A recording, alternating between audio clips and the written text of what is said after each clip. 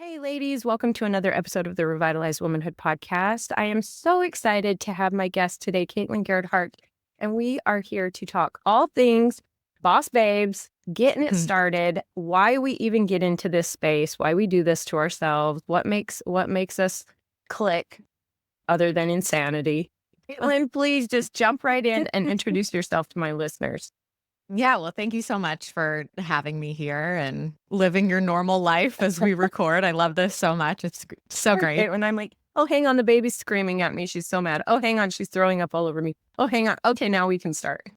This is real life, right? Real life. This is how we roll as moms and business owners and wives. Beautiful chaos.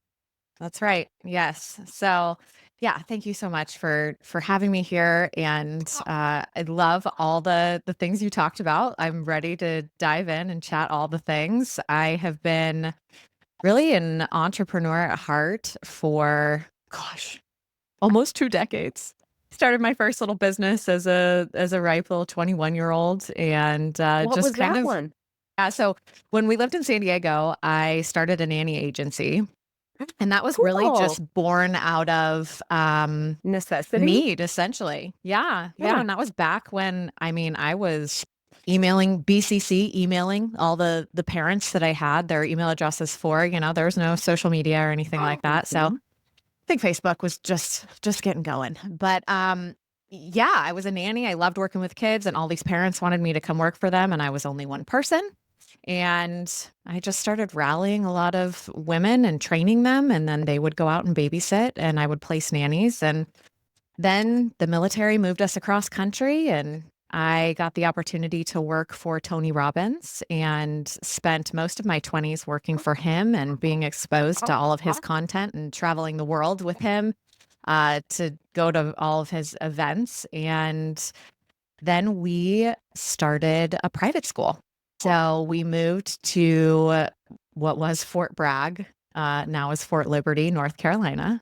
And we just, a lot of things happened with the school my kids were at. And we were like, well, let's just start our own school.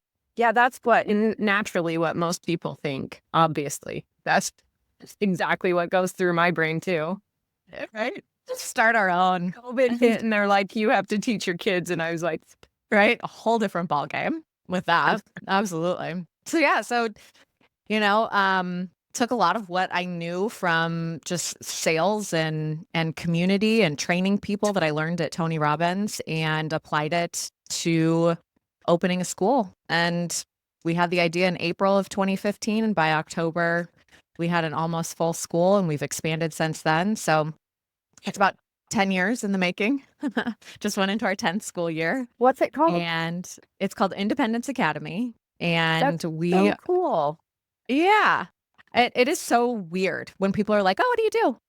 I'm like, well, I started a private school. If people like, guys would do so well, you should look into opening one here in Southern Utah. It would do so well, because when I started it, I'm sorry, you guys, it is going to sound like I'm just like, wow, really? Because I don't know anything about Katelyn. I really don't. I know nothing about her. She just looked super fun to talk to. She has her podcast. She's doing all these great things, telling stories and letting women share their stories. And she's like so aligned with what I jam with. So I was like, get over here. Let's record. So yeah, you're going to hear me be like, really? Wow. What's which is great. That makes for such a good organic conversation. It does. I had a guest on this last episode, and I was so nervous that I was going to have mom brain. And she was a widow she's a grief coach. She's super young and was widowed super young. Like, I'm sure you probably heard her story. My husband's like, I've seen that video like years ago that she posted on her Instagram. And I'm like, what? That's crazy. I just interviewed her. But she lost her husband while she was pregnant with their second. Well, technically, he was still in a vegetative state. She hadn't pulled the plug on him yet. But anyway, so I didn't want it to be like me mumbling and fumbling through this mom brain of mine and like making it so uncomfortable and awkward for her. So I had these amazing questions all out. And it was like, I didn't care that I kind of sounded like a robot, because the opposite of that would have been me sounding like an idiot. So, but let's just chat. I love it. This is organic conversation. There we go. Not so serious. Yeah, I'm going to come back because so many things, starting with Tony Robbins. What incredible. How did you even land that gig? Yeah. So, so much of our opportunities they come from who Random? we know. Yeah. Just people you meet along your journey. And then all of a sudden they reach out to you. So I'd had Logan, our oldest, and he was, I don't know, like 3 months old. And this guy that I grew up with happened to like reach out to me on Facebook or something. Hey, just saw you had a baby. How are you doing? I work for Tony Robbins. There's a work from home job. We're starting this new division. You've always been really personable. Do you want to come try it out, essentially? And I was like, work from home, new baby? Sure. So got my feet wet with that. The program went really well. And they basically said, hey, grow a team, train these people with exactly what you're doing. So I did that. And then decided to do more of a sales role, and I got to go travel so I was able to grow a team, be exposed to all of his content, do sales work from home, make really amazing commission money, which allowed us to open the school. And it completely changed the trajectory of my life. Had I not had that message from Brooke, is his name, and I didn't say yes, even though I was freaking terrified, things would not be the way they are now. Well, let's stop. Let's pause a moment here, listeners. Yeah. Okay, first of all, who you know. It's who you're surrounding yourself with. People, if you're surrounding yourself with the people, my husband likes to talk about his pre-marrying me stories of when he was just having a good time, right? Just college, living it up and having a great time. Kept getting fired from his dad's company. I mean, couldn't hold down a job. He would hold down a job long enough to make a couple $100 so that he could leave and go to California for a little trip, go hang out at the beach, and then he'd get fired, of course, and come back and find a new job and make a couple $100 and go on a trip. Take some cute girl on a trip, whatever. He and his buddy lived in an RV. They bought an old RV and parked it at the Zion Factory outlets. Like, if you know, like the strip mall, basically, the strip mall here in town. They parked it. So like in the morning, people would be going to work at the Zion Factory stores and they'd be out like brushing their teeth.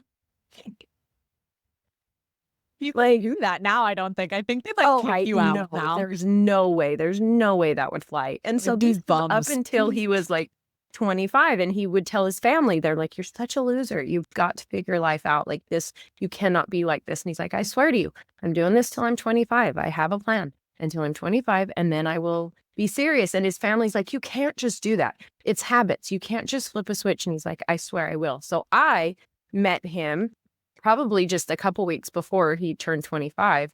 And so I did experience one of he was letting his friends, we got to a party. He was dating my roommate at the time, and we got to a party. He's 6'5". So he was letting his friends use him as a bobsled down the stairs.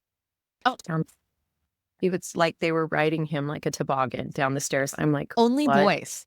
Oh my gosh. I'm like, what is happening right now? You are so like, you're a loser. Okay, we're leaving. This is so stupid, And then I guess he kept dating my roommate for a minute and came to my apartment and saw me in a picture. And he's like, oh yeah, I pulled the roommate swap. He did that. But so he started his business like a week before he asked me out. Like he has a story where he went around the room after a party one night and went around the room the next morning and kissed all his friends on the forehead and said goodbye. Like he had a legit, this is what I said I was going to do. And I love you, but goodbye. He had this moment. And yes, I know. And he started his first company, but like the next day. So, and he is a serial entrepreneur. So anybody that knows him now, it's like, we will run into girls that he knew back then. And he's like, oh, I've started 13 businesses. We've traveled over 68 countries for the last 8 years. And they're like, what? Oh, one actually came into his office because she was picking out flooring for their home they were building. And she was talking to, because one of our salesmen, one of the partners, is a buddy from back then as well. And so Rick came in and she says, oh, hey, Ricky, what are you up to? Thinking he's like the shop guy or something. And he's like, oh, this is my company. And she's like, no. This is not most people's story, though. No. Most people don't have like an end date to their like boyness. Right. Exactly. You kind of get either forced out of it or you never grow out of it or whatever. But, you've got a husband in the military. This is it, right? Boyhood is gone. Now you're a man. So he kind of has a similar, whether he picked that specific determined, he would have, because he signed up. So he did too.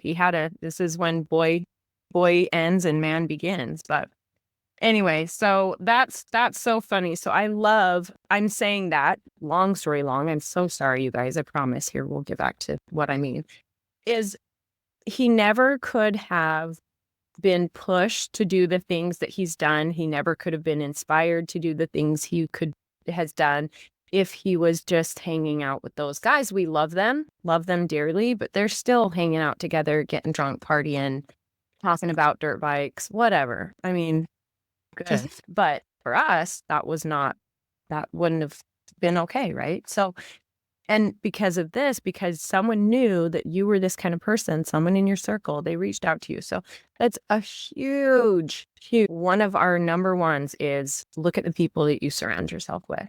And next point, say yes. Like just be curious and say yes. Mm-hmm. Look at what it did for you. Opened so many doors. And we've got stories like that. That's like, if I wouldn't have said yes, we wouldn't be here today. We wouldn't be having this conversation. Okay.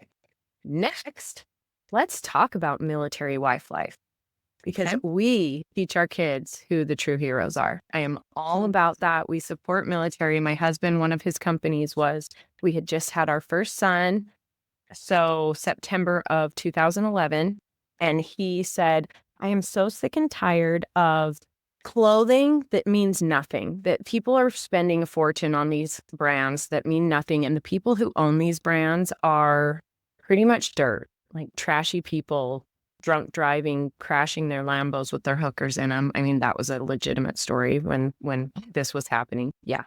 So he's like, and people are paying a fortune for these clothes. I'm wearing them out, proudly wearing them. And this is a cool thing. And he's like, I'm not about it. So he started a clothing line called Undaunted Apparel that supports, they give 10% back to military charities. And it started as a military brand. So all of their first designs are for military, first responders, and firefighters and police officers. So yeah, that was his thing, because his dad was in the military. He died young, 27, like out of the blue. And that's the true heroes, and that's what we raise our kids believing, that you can like celebrities, fine. You can like football players. You can watch the Super Bowl and think you have talent. That's great. But those are not the heroes, right? Anyway, sorry. See, I'm like, English is hard when you're a new mom. Yes, well, there's a lot to share. Caitlin, take over. There's a lot to talk about. Yeah. Military life it's hard. It's really hard. It's hard to have a family and to have cohesiveness when one of you is always leaving or coming home. And deployments are hard. There's a lot of stress. There's a lot of anxiety, depending on where your spouse goes. But a lot of people don't talk about the hardship in the transition time, and then them coming back into this house that they haven't been in for 9 months, a year, a household that's been running with one parent doing both the masculine and the feminine, being mom and dad, and how you reintegrate together in your communication styles and what parenting styles you're going to use and who does what, and here's the daily routine. And for a lot of us military families, that is one of the hardest parts of being in the service, is the constant transition. And most people don't have a village to lean on. You create it if you're established in a place long enough, if you're lucky enough to be stationed somewhere long enough to be able to grow those friendships. But a lot of us are without our family, and without the people that you grew up with. I grew up in San Diego and left when I was 23. And up until that point, I thought that I would live my whole life there. I thought that I would, have babies with my friends and we would go to the beach all together and we would watch each other's kids and that we would just live our little San Diego life. And that was not the case. And when we moved, it was a slap in the face a little bit, a wake-up call of, oh my gosh, there's things outside of Encinitas, California, first of all. But it required a skill set that I hadn't exercised in a long time. Making friends as an adult. Yeah. Creating Is community. yeah, is a thing that unless you're out there, putting yourself out there to make friendships and then let alone the whole establishing who you actually hang around. It's like dating, right? You go out, you hang out with these people. This one, like, yeah, we share some values but I can't really see myself being with them all the time. It's a difficult thing.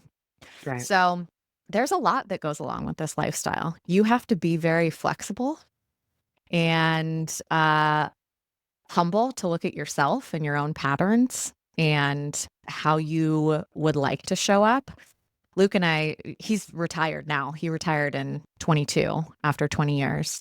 But we just did a podcast together, basically about our 17 years together and the struggles that we faced and how hard it was for us to do that constant transition and how I just naturally show up a lot in my masculine energy. And it served me a lot in business and in leading a team and growing businesses, but it was not serving me in my family and my relationships. And it took a lot to be able to flow back into the feminine and find that balance within our relationship.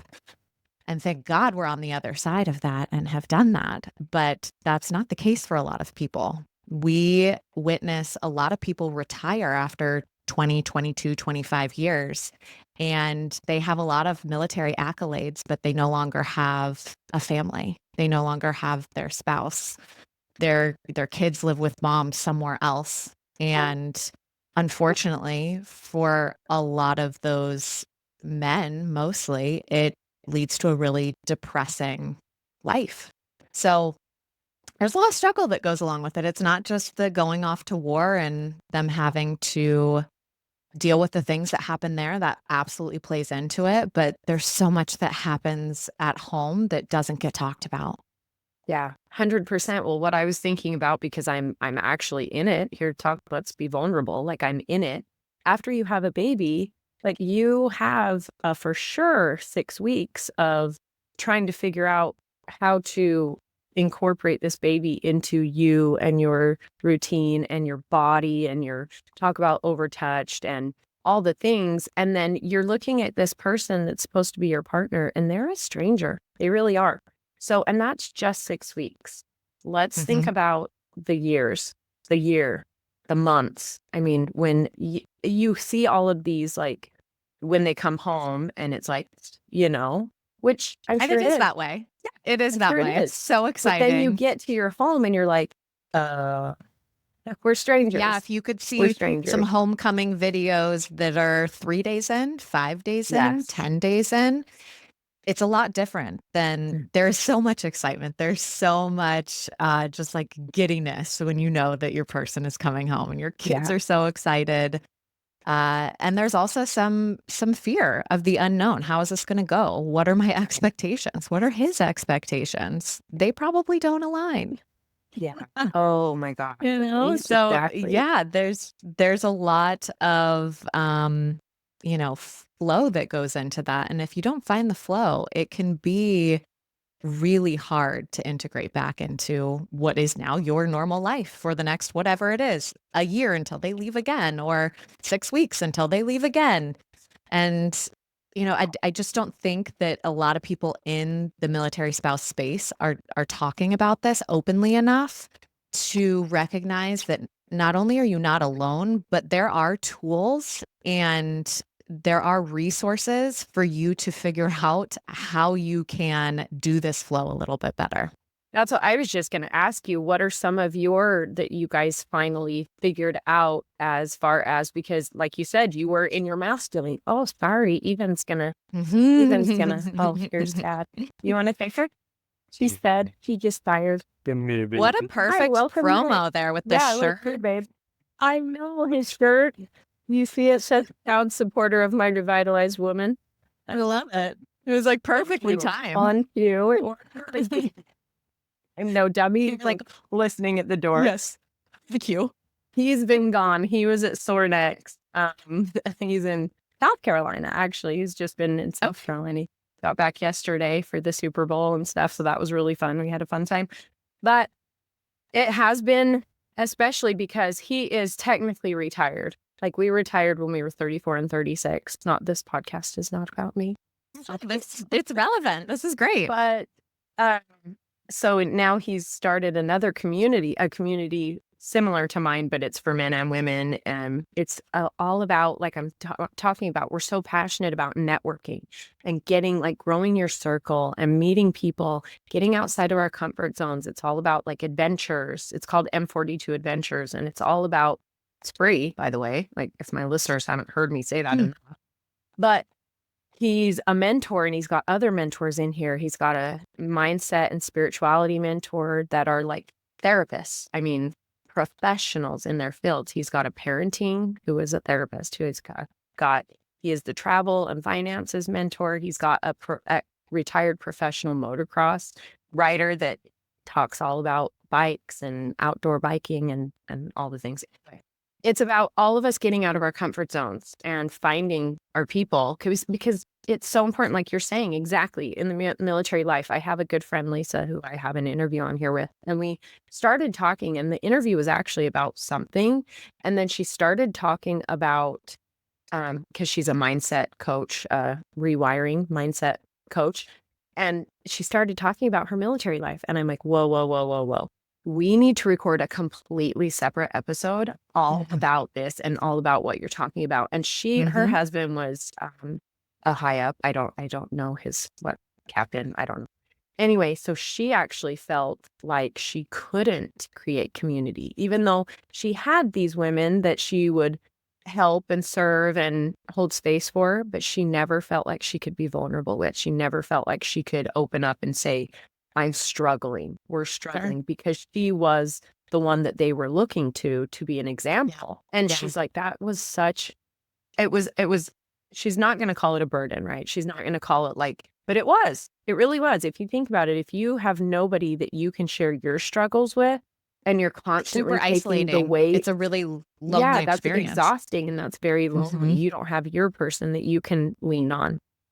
And so it's so important for us to find our people. It's so important for us. And that is an incredible characteristic for you to have in your toolbox, right? To be able to, you can probably go into a room of people and just talk to everyone. Is that you? You're just like, I could be friends with 20 of these people by the time we leave. I'll probably be best friends with at least 2. Is that you? Yeah. I'm generally like a pretty curious person, and I'm fascinated by people.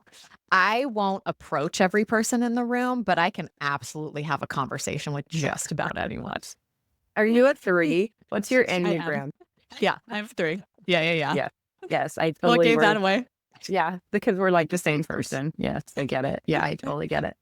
Okay, so let's talk about, I will encourage everybody to go over and listen to your episode with your husband. I think those episodes are truly important, and you can learn so much from somebody and watching how they interact with their person, right? I think that's such a beautiful experience to welcome someone into your life that way, like, and share who you are. And stories. Storytelling so many stories is how we've been passing things down from generation to generation forever.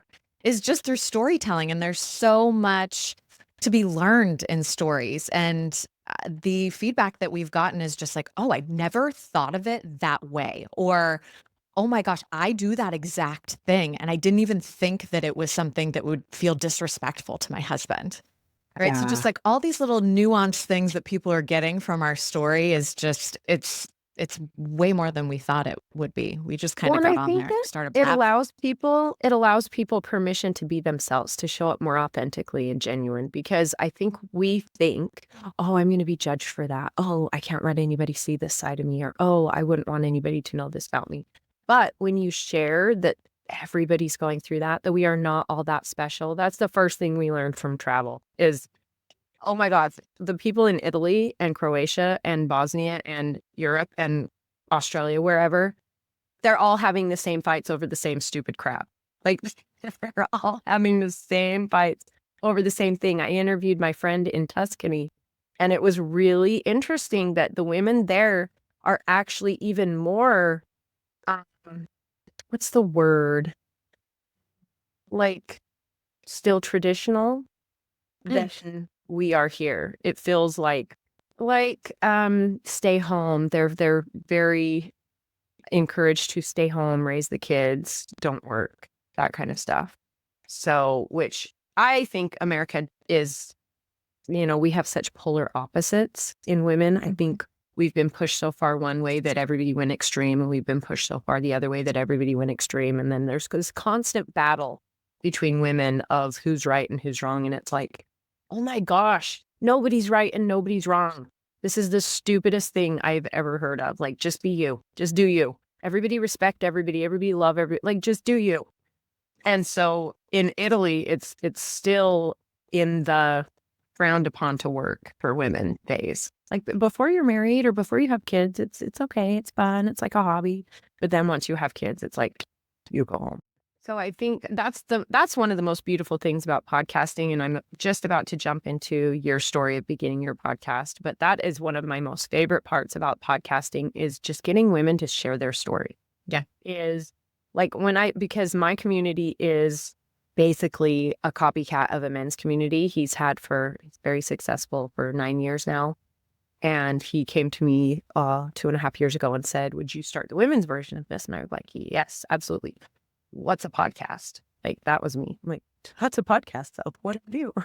And he was in his teaching, and this is such a man thing, which I totally get and I understand, and he is successful. So, but he said, when you're picking your guest, you need an A, 2 B's, and a C, or something like that, right? So you've got your A list. So you've got your like celebrity, like your Emily Frizella, your Tony Robbins, like, and he's probably interviewed all those people. Like he's had he's getting ready to interview Jordan Peterson. That's been his big whale for a while. He's had the Air Force One pilot. He got to walk through the White House when Trump was in the first time and do a tour on Air Force One and stuff like that. Anyway, he interviews like the coolest people. So I get what he's saying when he's saying, if you want to be successful in this world, you need your A, your 2 B's, and a C. And I'm like, I'm going to interview my mom.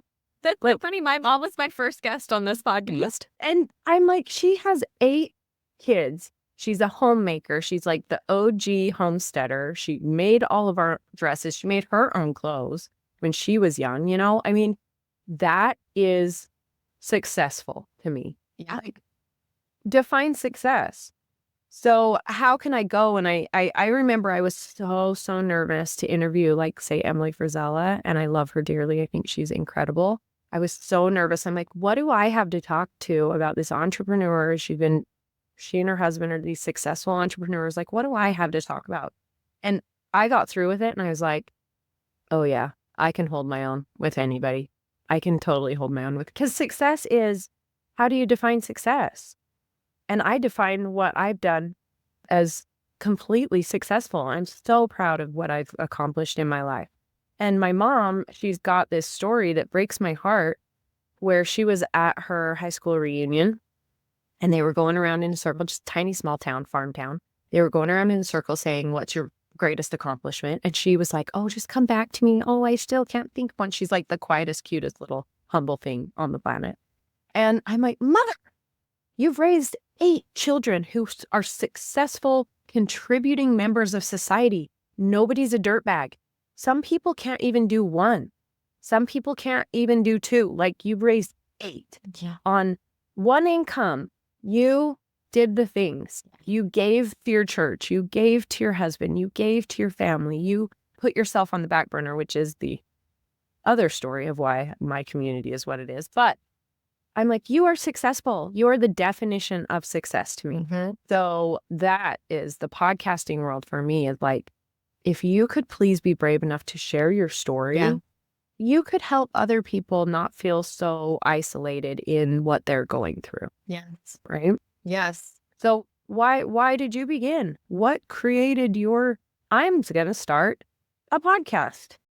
Hey ladies, let me just step away from this amazing conversation for 1 second. We have got something amazing to share with you. And trust me, you do not want to miss this. We are inviting you to join our private Revitalized Sisterhood community for a truly special event this March. Every Wednesday at 4:30 p.m. Mountain Standard Time, we are hosting a supportive Zoom series that's all about practical parenting. And leading this 4-week practical parenting coaching series is the extraordinary Dan Peterson. Dan isn't just your average parenting coach. He's a licensed clinical professional counselor, an advanced trainer for the Nurtured Heart approach, and the founder of the Compass for Life. And did I mention he holds a master's in clinical psychology? Basically, Dan has all the tools to help you create a little more harmony at home while still keeping your sanity intact. Who does not need more help with that? This series isn't just about strategies, it's about coming together and connecting with like-minded women and building the confidence to parent with purpose. Whether you're looking for expert tips on family dynamics or just craving a space where you can learn, laugh, and grow alongside other amazing mamas, this is your spot. So mark your calendars every Wednesday in the month of March at 4:30 p.m. Mountain Standard Time. Hop off autopilot and step into your power with this series tailored just for us as parents. Join the Revitalized Sisterhood, and together let's parent with intention and joy. What are you waiting for, friend? We'll see you in there. Yeah. So it initially started with getting to this, being in a place where I could step back a little bit and start coaching other business owners. So my coaching company, Cultivate with KG, is very much about building leaders and female leaders within their companies and cultivating company culture. So I would talk to these women, and I would just, again, I find people so fascinating. And I was like, gosh, if we could just share some of these stories, this would be so incredible. So we have such an amazing female entrepreneur community down here in Moore County. We're like this tiny little Gulf equestrian town, and we just have so many small businesses. So I had connected with another business owner, and she owns a few businesses, and we were like, maybe we should just start a podcast. So we started a podcast called She's the Boss, and would have women on and interview them. And it was pretty much more of an interview type of situation versus let's just come have coffee and chat. So we did that for about a year. And then last March or something like that, I branched off and started Diaries of a Boss Babe. And I wanted it to be more about the woman behind the business. We all have so many stories, our relationship, motherhood, all the things that have brought us to this point to own a business, to grow a business. But who's the woman behind that? What are all the things that make up? And so it just became this coffee conversation, and people have said it's so fun to listen to because it's like eavesdropping on a conversation in a good way.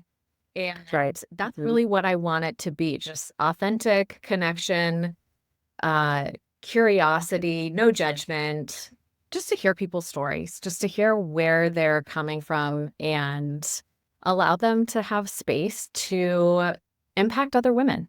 100%. I love that. And it's so all about being curious. It's not about judgment. It's not about comparison. Yeah. It's just about being curious about how other people are doing life. Yeah. I think we can learn from anybody. You don't have to be a celebrity. Right. You don't have to have 1 million followers.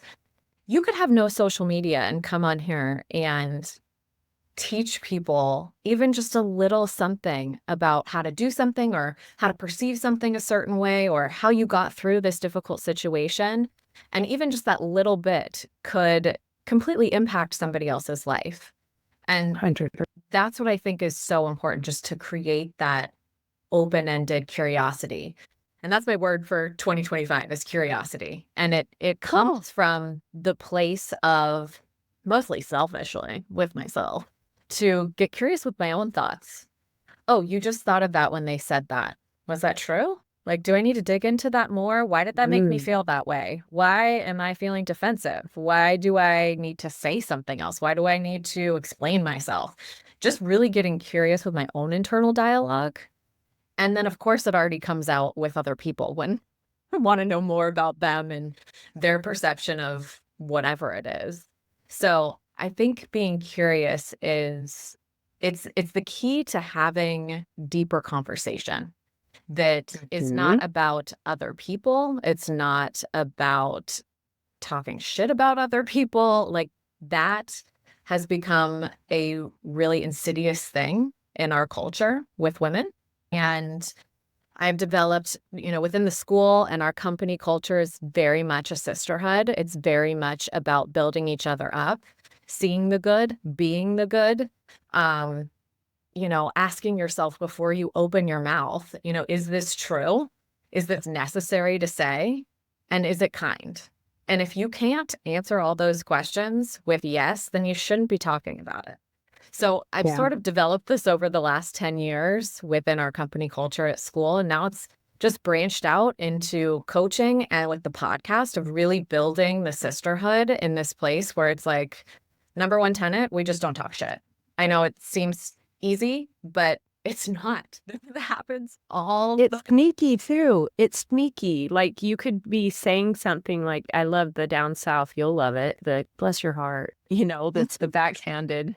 I'm really judging you, but I'm saying bless your heart, like hiding it behind a, like, things can be sneaky, or even just saying something as an observation, but really it's a gossip, or it's talking down or criticizing someone else. It's totally sneaky. I would love to see us collaborate somehow in the future with something, because my community is actually called the Sisterhood. I don't know if you know that. Called Revitalized Sisterhood. Yeah. Yes. And one of the last year, I got this just tug on my heart, this calling to start. It was supposed to start as summer camps last year, but then we left the country. So I would like to start Revitalize Young Womanhood. Oh, love it. And create so in the Revitalized Sisterhood, again, this episode is not about me. I'm so curious. Talking to Katelyn, we're just having a conversation. We have monthly topics. So I create a monthly topic each month. So this month is all about being selfish, loving ourselves, the love month, but working on the most important relationship with ourselves, right? And so that goes along with the book. So the book I picked for this month is one of the badass books. And each month, and they're like legit powerhouse books. So Green Lights, Dale Carnegie, The Mountain Is You, Pivot You. I mean, they're like just the best books, right? They're not just frivolous. Don't get me wrong. I love the frivolous. I love them. There's this time and a place for those for sure. But these are the digging deep, like you're saying, being curious about what's going on in ourselves and being curious about what other people have going on with them as well, because then we can see ourselves, their mirrors reflecting, right? Their mirrors reflecting the goodness in us, and sometimes not the goodness in us, And so I thought about creating the monthly topics for the young women, because where are all of these problems starting? Unfortunately, it's as young as 8, I think, which is terrifying. But they're just modeling what they're seeing. They're like little sponges. And now I have a daughter, and I'm just like, what is she learning from me already? I scream and I get my way. It tends to happen when you're a newborn. But so that's a real thing. Molly is 12, my daughter. And just hearing right now. Yes. But hearing some of the conversations that she has with her friends, or just, I'm in the periphery, but just little things like, oh, your hair is so pretty. And then another girl says, oh, but do you think my hair's pretty? And it's like, just because we give her a compliment, it doesn't take away about you. It's not about you. Don't take anything personally, because that literally wasn't even about you. And so, and again, if we could get into why it is that way, social media, all the things that they're constantly being inundated with. We all know.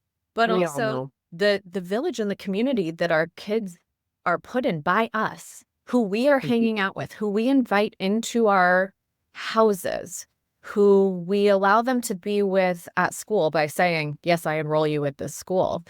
These people all have access to our kids' hearts, minds, and souls, and they are shaping them. And so if you continue to hang out with the neighbor who comes over and says like, oh my God, do I look fat? Does this make me look fat? And your daughter is seeing that in the periphery, or even your son, it'll manifest in a very different way. But those are just little seeds that are planted within her brain pretty consistently. That doesn't seem insidious in the moment, but it will show up somehow, some way in her subconscious. And so I just am really passionate about the community that your kids are in is so, so important. And it goes back to who you surround yourself with. Do they have like values? Do they speak to themselves in a kind way? And we have to protect our kids somewhat in that way. I mean, they're gonna learn all sorts of things regardless. But we can control the little things about who's welcomed into our home, the homes they're allowed to go to, what they can have and not have on their phone, all of that. Because they're just little sponges. They're models. And I think it's so interesting that we are, however old, I'm 42, my husband's 44, and parents, all over the world, parents can still feel almost bullied into allowing things that are not good for their kids, but they feel pressured, or we feel like we have to put on a show, or we feel like we have these things that we haven't worked on ourselves. We never knew to work on, right? And so we become the problem. And it's so sad because nobody is intentionally doing that, right? I am so excited to hear about your school. I don't even know what questions to ask, because that's exactly when I started looking into schools for my son. So all we have around here is public schools. We live in an incredible area. Like, this city is like the fastest growing city for the last 10 years in the nation or something. St. George, Utah. Okay. Yeah. So we've got Zion National Park here. We've got like so many national parks. We've got the Grand Canyon close by. We've got all of these amazing things close by. And so it's just incredible. We've got great weather, whatever. So we've got all of these schools popping up like crazy. We've got so many schools because so many kids. And some of the things, especially with the very, I will say, entitled kids, are terrifying me. That I do not want my kids around that. Some of the stories and situations that are presenting themselves, which are happening everywhere. I'm not saying it's us. It's happening everywhere. But we made a decision long ago when we started traveling. Our kids were 5 and 2. And now we have decided that we are going to continue until Castle is 15, because then we think that's a good time for him to go be back, date, drive, have the experiences and everything. But we have control over everything in his life until that point. So when I was looking for schools, it's like, we have nothing around here there is like a 1 and 2 things that's kind of like weird. But finally, we are in a school that has the same values as us. It's not private, it's a charter, but finally we have something like that. And they've been in that off and on since they started, right? Kindergarten. But now where does he go? He's leaving this school. It goes up to 7th grade and we'll be back for him in 9th grade. Like, where does he go?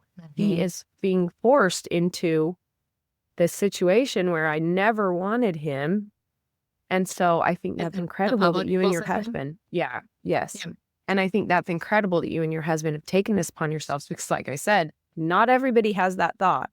There's nothing here. I'm going to start one. But you heard this thing from my mind. So I'd appreciate it if you'd come and start one here. That'd be great. I'd appreciate that. No. So how did that begin? Yeah. So our kids were 4 and 2 at the time, and they had attended a Montessori school, but it was 40 minutes away, parent-run school, which it's great in theory, it's awful in practice. But I was on the board. There was very little continuity as far as our branding. We were having a hard time attracting kids. Anyway, long story short, the lease to the building could not be renewed. And a few of us were like, okay, well, what are we going to do? We're going to find another spot, whatever. We were sitting around my kitchen table, me, Luke, and 2 other people who were on the board. We just started kind of brainstorming. Like, if we started our own school, what would we even want it to be like? What do we want it to look like? What do we want parents to feel? What kind of community do we want to have? Who do we want to attract? And how will we know if it's going to be successful? And I remember just kind of like sitting back, and we had like our notepads, you remember the legal pads that you would have. And I said, I think success for me looks like at the end of the day, when a kid is being picked up by their parents, and their parents are like, all right, it's time to go. We got to, stop at the grocery store and get home. And they're like, I don't want to leave. I want to stay. I want to play. I want to go outside. And well, it sucks for the parent, because they're like, oh, we got to go. We got to go live our life. We know that the kid feels so safe and connected to what we're doing here that they want to stay, even though they've spent the whole day there. And I will still, to this day, sit in my office sometimes and hear these interactions in the hallway where kids don't want to go home. They want to stay. They want to go to STEM class. They want to go out and be in the woods. They want to go visit the chickens before they leave. And that to me is just like that it's very simple, but that is the success marker. Obviously, there's a bajillion other things that go into it. But that's really where it started, is around the kitchen table and saying, this is how we want it to look, feel, the big vision, right? And then we kind of divvied up, like, who's good at what?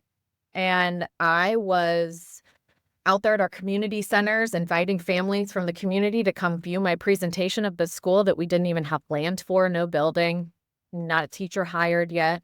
And I was basically selling them on this beautiful vision that we had, and people were standing up and going to enroll their kids in the back of the room because it was so needed.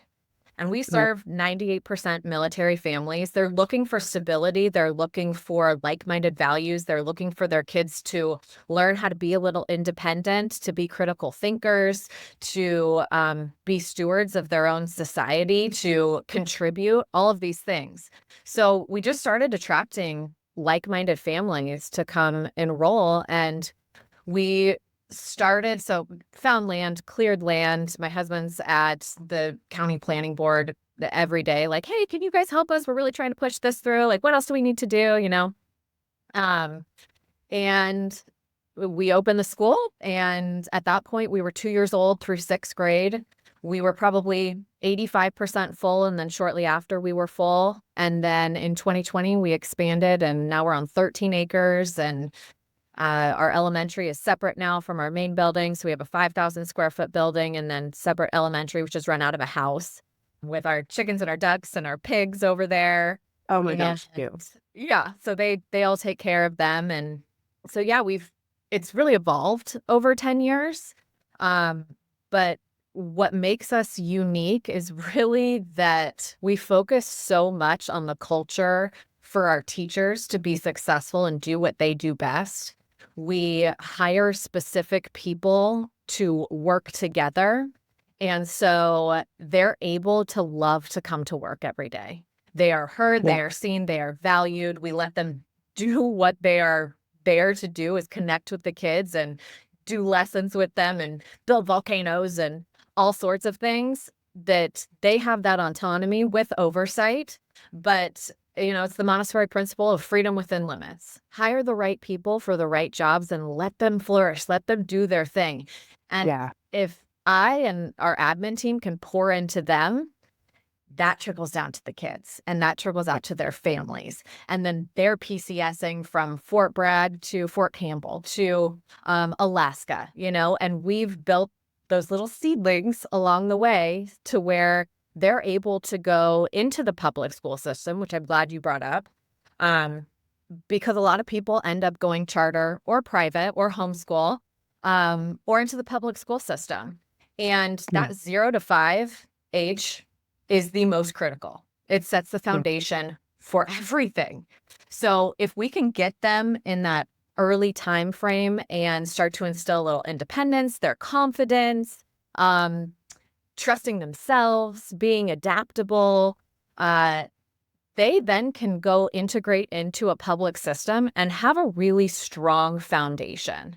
Both of our kids left when they were 2nd and 3rd grade.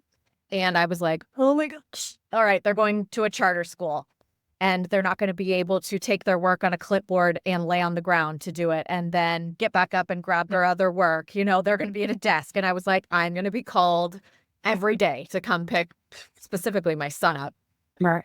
And it was a beautiful transition. And I really attribute that to the Montessori way of really instilling this intrinsic validation for yourself.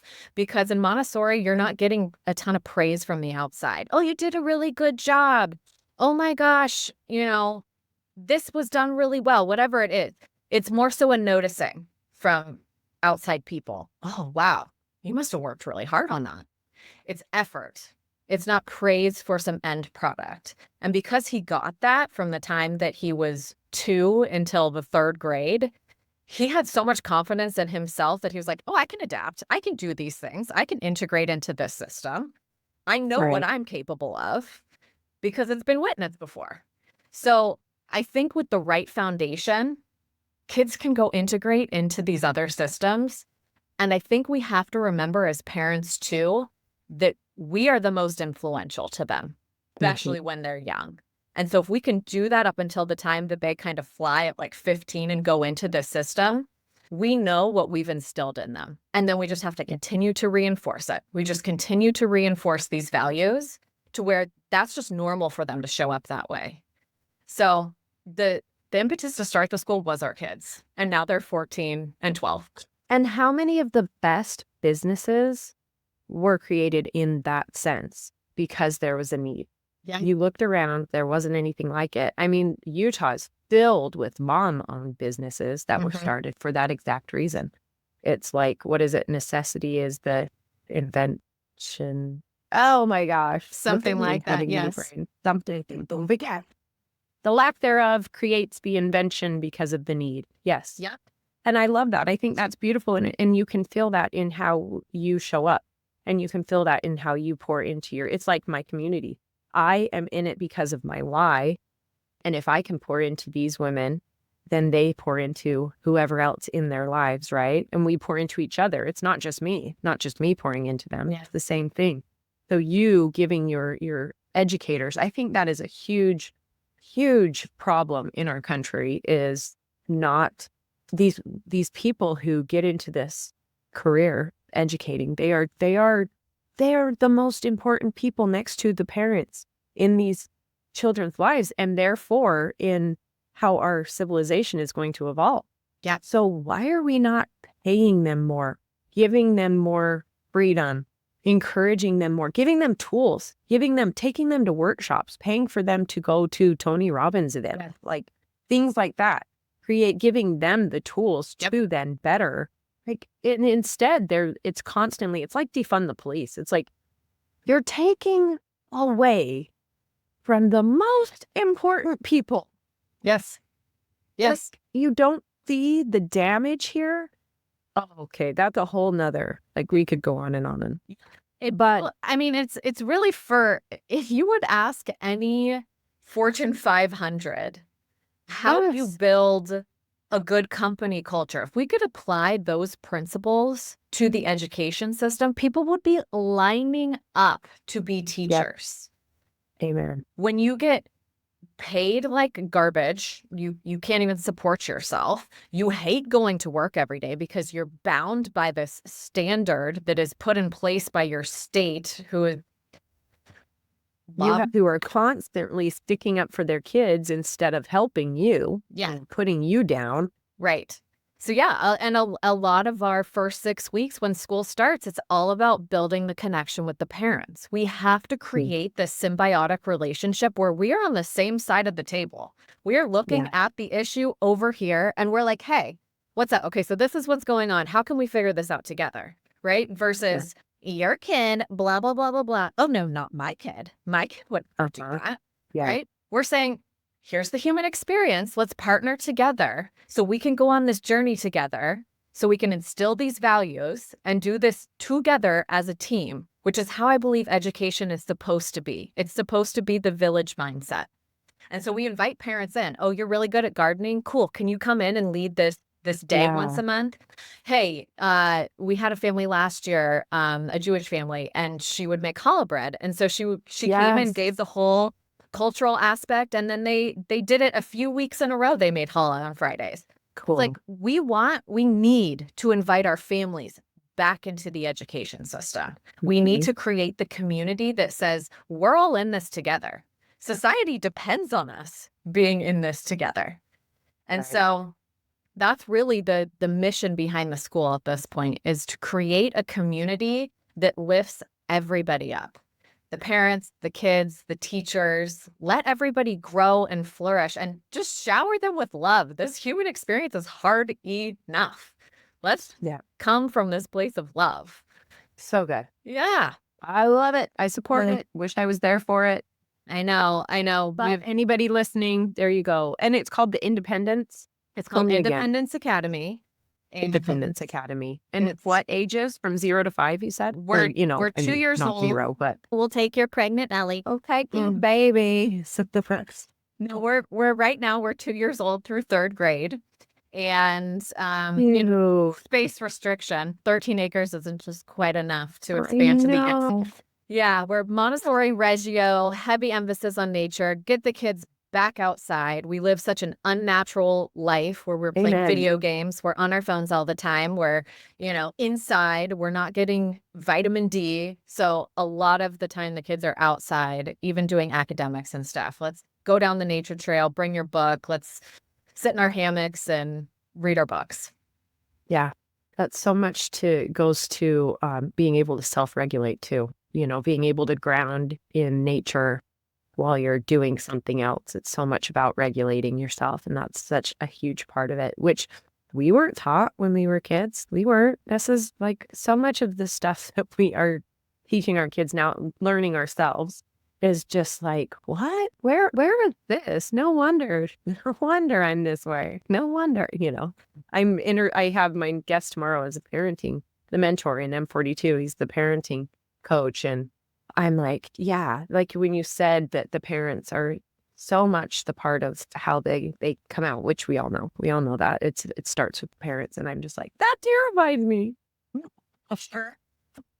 I'm already broken. I'm sure of it. I think what we've done a little bit in this pendulum swinging so much is that we've also created a bit of a culture where we don't trust ourselves as parents. 100%. We say, oh, I saw this thing on TikTok of how I should handle this situation, or therapist, tell me exactly what I need to do. Oh, I can't make this decision yet. I have to talk to my therapist. And I think that we've got to, especially as women, leaning into our intuition and that knowing that we have in our nurturehood to say, oh, wait, I think if I just stop and I pause and I look within and I just am open, I know the way. I know the way. And I just have to trust myself. It is 100%. You nailed it. I talk about that. You nailed it. That we just quiet this intuition. We actually suffocate it. It's our God-given gifts. Everything that we are from when we're born and we're put on this earth to share with the world is like putting a layer of cement on each time something happens, from when we're kids and when we do something we're so proud of and someone says that's stupid or don't do that or you feel like you're not going to fit in, and it's this layer of cement every time pushing it down, and that's your intuition. And this happened to me with this last pregnancy. I am a very secure in who I am person. I'm a very confident. I know who this is my 4th baby, 4th pregnancy. And I started getting swayed by Instagram posts and things like that. Like, oh, maybe I'm not doing that right. Or, oh, maybe I'm not doing enough. And I'm like, what? This is your 4th baby. You know what you're doing. You know what I mean? I started feeling it. I actually reached out to someone whose daughter is pregnant right now, and it was her first. And I said, please keep her off social media as much as possible, because I told her this story. Even I started feeling judged, like I wasn't doing it right, like I needed to do something different. And I'm like, oh my gosh, that is how influential that is. That a grown woman who is very secure in who she is can be swayed.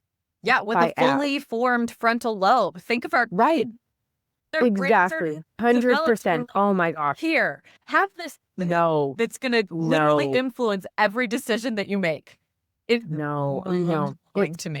And I love it for what it is, for the goodness it can bring, but there is also a darkness. And so we have to be aware of that. And it goes back to parents, don't be so easily influenced by your kids' friends. Like when your kid's saying, well, so-and-so has a phone. I do not care. I'm not raising so-and-so. So-and-so has a dirt bike.